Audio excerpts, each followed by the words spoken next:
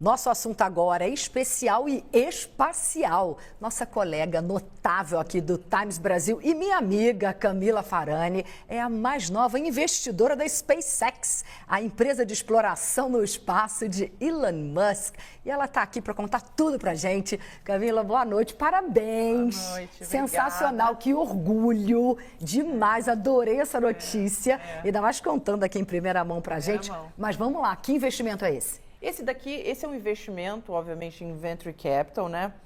Que eu fiz pela Stage Ventures, que é uma gestora onde eu sou sócia que fica em Miami.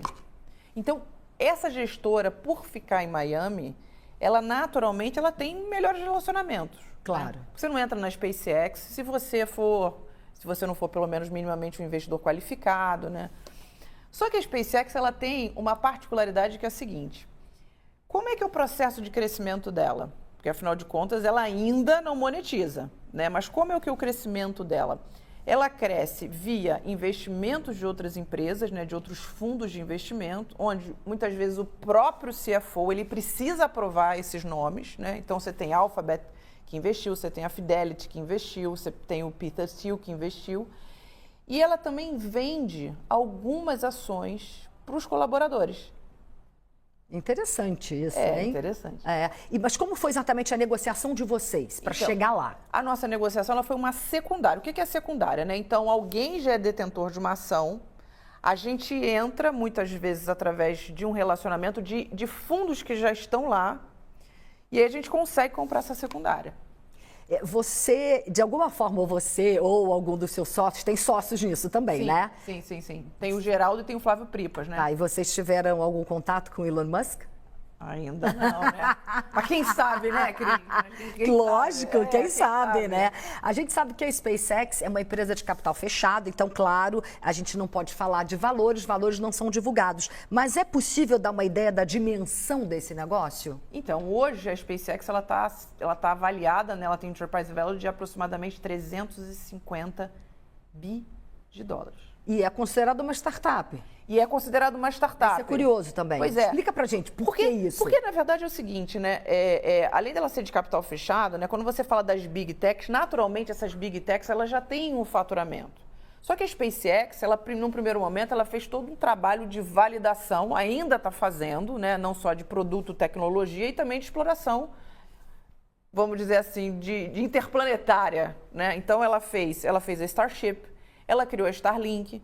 Então, todos esses ainda estão em processo de monetização. Dito isso, assim, uns dizem que é startup, outros dizem que é scale-up, mas, no final das contas, assim, é uma das empresas mais quentes, né, do momento. Né? Sem dúvida nenhuma. E como entra a sua estratégia nisso? Por que a SpaceX? Eu sei que você tem estratégias de investimento, de negócios, então eu queria entender a escolha dessa empresa. Então, eu tenho que te chamou mais a atenção? Não, além, obviamente, né, de se tratar da SpaceX, assim, a possibilidade, e eu como investidor, óbvio que eu quero ter meu capital rentabilizado. Claro. Né? Mas eu faço sempre uma análise baseada de trás para frente. Então, eu olho o seguinte, puxa, se eu entrar aqui nesse negócio, qual é o múltiplo que eu posso ter? Né? Então, vezes 5, vezes 10.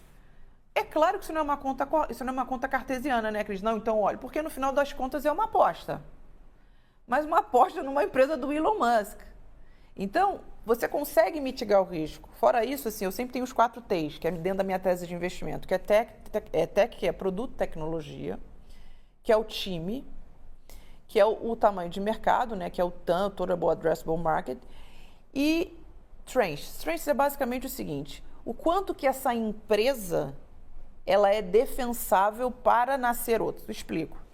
Você investe no negócio, tá?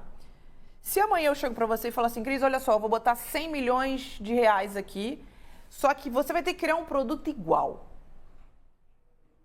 Tem muitas empresas que você consegue, porque o diferencial competitivo dela é muito baixo. Agora, imagina, como é que você vai copiar uma SpaceX? Não, você não vai copiar uma SpaceX. Ou seja, a segurança é enorme, gigantesca. Exato, é isso. Maravilha. Você disse que foi através de uma empresa que vocês têm que ficar em Miami, claro, que porque é a Stage Ventures. Isso, que tem acesso a outras empresas muito mais facilmente do que a gente aqui no Brasil. Mas podemos dizer que tem dinheiro brasileiro hoje na SpaceX? Tem, sem dúvida nenhuma. Tem porque o que acontece? A Stage Ventures ela é uma gestora.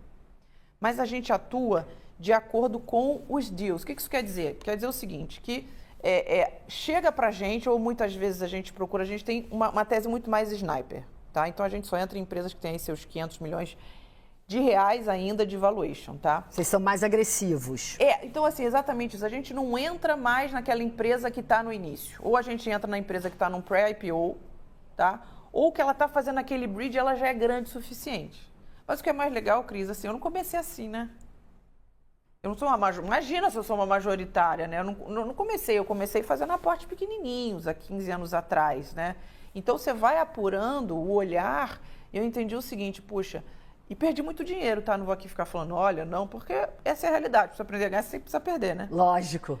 E nem sempre a gente quer perder. Não, a gente não quer perder nunca, a verdade é essa. A verdade é essa. Mas eu comecei lá atrás, assim, e aí você vai apurando, né? Você vai olhando, você já começa a olhar para aquele empreendedor e falar assim, aí não vai. Você começa a olhar para o time, para o nível de complementariedade do time, o quanto que esse time, esses fundadores, eles são resistentes à pressão.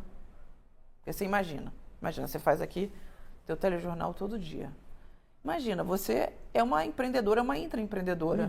Porque o tanto que você tem de pressão, que você tem que lidar com tudo. E no fim, o empreendedor à frente de um negócio, você potencializa isso vezes 10, 20, 30 vezes. Então, se ele não souber, a primeira coisa, se ele não souber existir a pressão, ele esquece. Pra gente terminar, a gente pode ver Camila Farani voando pro espaço em breve? Só se eu puder te levar. Não, por favor. Mas eu ia pedir isso. Se você me dissesse sim, eu claro. Então tá fechado, hein? Maravilha. Que delícia receber você. Obrigada a você. Obrigada. E sucesso mais ainda.